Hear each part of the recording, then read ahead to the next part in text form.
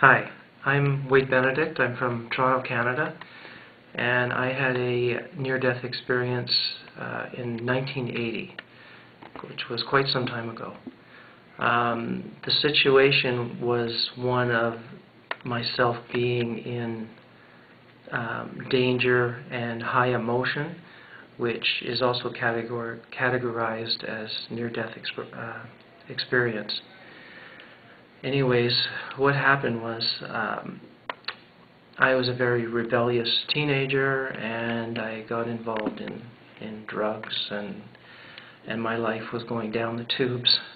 I ended up in the Salvation Army on Vancouver Island, and in a state where in the fall where people were picking these magic mushrooms and everybody was quite out of it.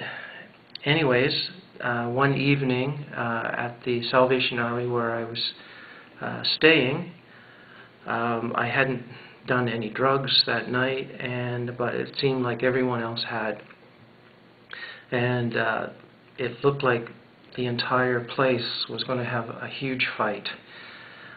So I unselfishly put myself into the middle of it.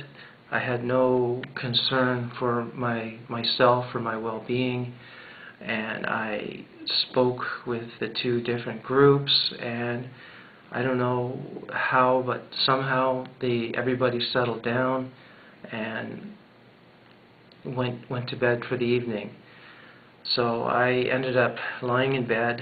I was in a bunk bed, and I was very emotionally disturbed. And sometimes when you look at a light, if you look at it long enough, you don't see anything else around it except that light. And when I was lying in this bunk bed, I was looking up, and the bars above, going vertically and horizontally, all of a sudden they disappeared except for the symbol of the cross. And I know I was talking to God at the time, saying, probably asking for help in the situation I was in. And anyways, as I was staring, it was almost like a tunnel in the shape of a cross. And I immediately was absorbed into this very powerful light. It was, to me, what stands out is the feeling. I had never, ever been so at peace, and my body so relaxed. It was just an incredible feeling. Now that I look back at it, it's because I wasn't in my body. How more relaxed can you be if you have left your body behind? And it's a feeling that I've never felt since, so relaxing. But anyways, I went into this light. I can't recall seeing anything except for the presence of overwhelming love and happiness. And as soon as I thought about my body, bang, I was right back in my body. And for a split second, I felt that I knew everything. But then I didn't really know anything relative to the earth. It wasn't like I don't know what the stock price is going to be tomorrow or anything of this world. I just knew everything from a spiritual sense. I was part of that light which spans space and time. And anyways, coming back after that, I went to a window, and I was weeping. And at that point, I told God, please take my life and do whatever you want with it, because I have not done a very good job with it. And since that time, I have moved forward. I've given myself to God as I know Him, and as an empty vessel, and I let His energy flow through me. And now I just basically act as an observer.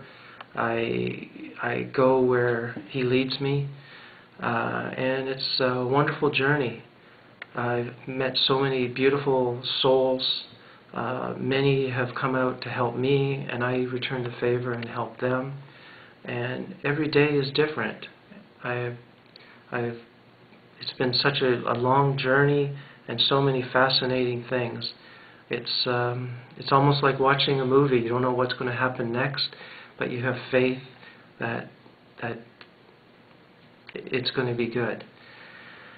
So, anyways, another thing that I just want to quickly say is before I had this experience, I had both feet on the ground, and I was confused walking around this earth, looking for something, getting into trouble, and telling God, aha, look at me. And since that experience, I feel that I still have one foot in heaven, and that's my home. And this place here is just temporary, and it's like a test to me to continue to do good when it's asked upon me. And that's how I live my life now, and I'm overwhelmed with joy and gratitude. And I guess that's it.